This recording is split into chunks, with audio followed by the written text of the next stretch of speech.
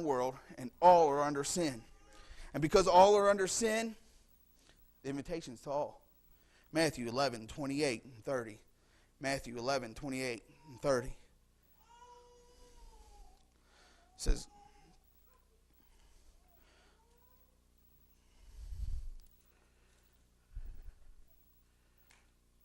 28 and 30. It says, come unto me, all ye that labor and are heavy laden, and I will give you rest. Take my yoke upon you, and learn of me, for I am meek and lowly in heart, and ye shall find rest unto your souls. For my yoke is easy, and my burden light. It's not a burden if you love Jesus, and you're giving him your all to tell someone about Jesus Christ. It's not a burden, and it's not work to go tell somebody that Jesus loves them, and he died for them on the cross. I met a gentleman today in the jail. You know, I like going down to the jail. It reminds me of where I came from. It helps keep me in line of where I could be today. And, you know, I met a young guy today, just turned 19 years old. He's got 13 years to do. 19 years old. And I'll tell you the way that works with a sentence like that. He'll do probably 4 or 5 till he gets out. He'll get out on parole, and if he doesn't get saved and get right with God and get in a Bible-believing church, he'll probably get a PV after 2 years on parole or maybe less. He'll go back for another 6 months. So that 13 years, I've seen guys in there that have been doing 13 years for 25, 30 years. Because they get out and come back, get out and come back, get out and come back, get out and come back. And there's a big gap in the prisons. I'll tell you that now. There's a big gap. When I was in there, I didn't never get any doctrine. I didn't never get really any Bible. You had some people that came in there every once in a while. And they said a few things about Jesus, but I can't really say that I got any kind of doctrine or anything in there. Nothing of any substance to help ground me when I got out. And it's important that we make sure that we go into all the world. I'm talking about the prisons, street preaching, like Brother Steve. Me and Brother Steve went down there one time. We were talking to a couple of these guys. They were bums. And the one guy was casting a spell on the other guy. Remember that guy? I don't know what he was doing. We was like, what are you doing? Because he kept rubbing all over me. He's like, he's getting the demons out of me. I'm like, Brother Steve said, it's time to go. I'm talking about going to all the world, but they're crazy. I don't think we had much for them guys. He took some Bible, and but you got to go to all the world, even those guys, because we walked over to them, and most of the world would just walk by them. You know, these guys had twigs in their hair, and they just looked like a wild bunch, man. And we went over there, and they were. That guy, I don't know what he started mumbling something. Remember, I thought, or Steve said, let's go. I was like, yeah, let's go. Cast a spell on us or something. But we got to, he says to go, because there's a lost and dying world that needs you to tell them about Jesus Christ. It's up to us. We're the only barrier between here and hell. We're the only thing that can stop them. We're the only sign. Stop. It's hot that way. You know? We're the only ones, and it's up to us to give us our all. Make sure that we're giving him everything that we possess, all our strength, every asset. It said over there in that definition, it says the capability in terms of personnel and material that affect the capacity to fight a war. But the end of that said the power to induce the taking of a course of action or embracing of point of view by means of argument or entreaty. We're supposed to tell the world how strong the Lord is and what exactly is going on. You know, it's up to us. It's up to us. We're the only thing between here and hell to stop him. I'm talking about giving him our all. Completely selling out to God. No matter what goes on, what's up, what's down. And, it's easy to fall in those pitfalls where you get discouraged. But I'm talking about giving him everything. I'm talking about your money, your time. I'm talking about everything. Making a difference. Giving your all. Going out to all your community. Going out to all, your neighbors. Going out to all your family. I'm talking about all. Everything you possess. Being totally consumed with the will of God and doing something for God. And in Colossians, why should we do it? Colossians 1:20. Colossians 1:20. Because his blood was shed for all.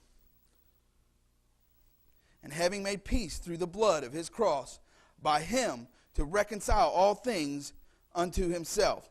By him, I say, whether they be things in earth or things in heaven. The blood was shed for all, not just for you. You don't just get to save and then, park in the pew. You're not doing your job. I don't know. In the world context, if you're not doing your job, they fire you. I'm glad we got a merciful God that don't fire us when we're not doing our job, telling someone about Jesus Christ. I mean, that's well and good coming to church and, I come to church. I pay my tithes. I do this. I do that. But when's the last time you told someone about Jesus Christ? Everybody here has a story. Everybody here has a story that'll relate to somebody about how they got saved. I go down to jail because that's where God picks. Now, let me put it to you this way. If you were going to have some cabinets built, would you want a guy that's been working on cabinets for a while, knows all about cabinets? Or would you just pick somebody off the street that was a plumber and ask him to build you cabinets? No. You go get you a master cabinet maker. And that's what the God wants. The people that I know about all the wickedness of the world. I wish I didn't, really. It gives me turmoil day and night. You got to live with things you've done. But that's where God sends me back to tell them people, hey, look, man, I've been there, done that, got the book, T-shirt, and done the time. And I'm a witness as to where your life can go. I'm evidence that, God can change a coke addict, a drunk, a drug addict. I'm a witness of that because I was all those things. And a lot of other stuff that I just won't talk about. I don't want to glorify the devil or anything. And I'm telling you right, kids, just because I went through those things, if you live a clean life doesn't make your testimony any less than anybody else's. Living a clean life and doing good your whole life is better than any old bum that got saved like I did. It's a much better testimony. And it's more power of God, and I don't care what anybody tells you. You live clean, do right, and God will bless you for it.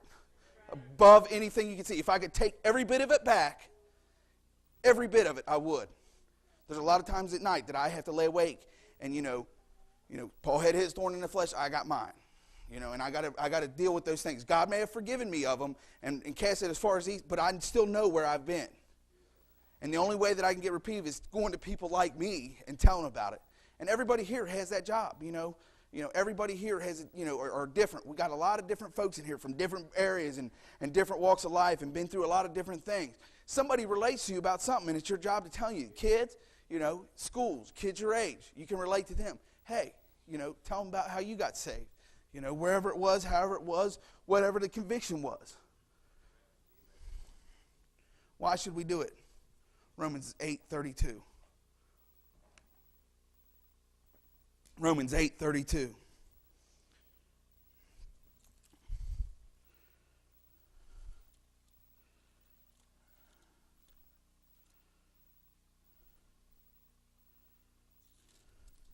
Says, and that he spared not his own son, but delivered him up for us all.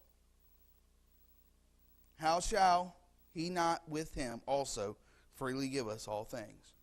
Because he gave us his all, we should give him our all. He died for us in our place. I mean, I can't even imagine. I've been in some pretty good fights, in my life, and had my head knocked in pretty good on more than one occasion. But it's nothing what the Lord went through. I mean, sometimes I just try to think about what he went through and picture on my mind, that whip, and just pulling the meat off his bone.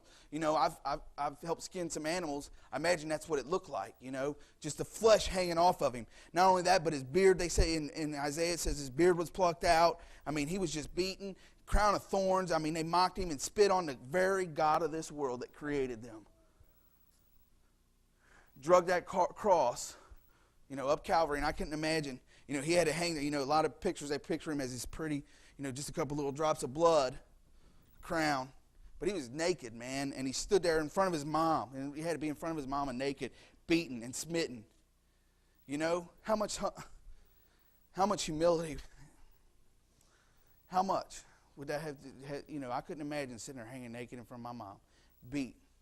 After he told these guys that, that would follow him that I'm God. And they seen him up there.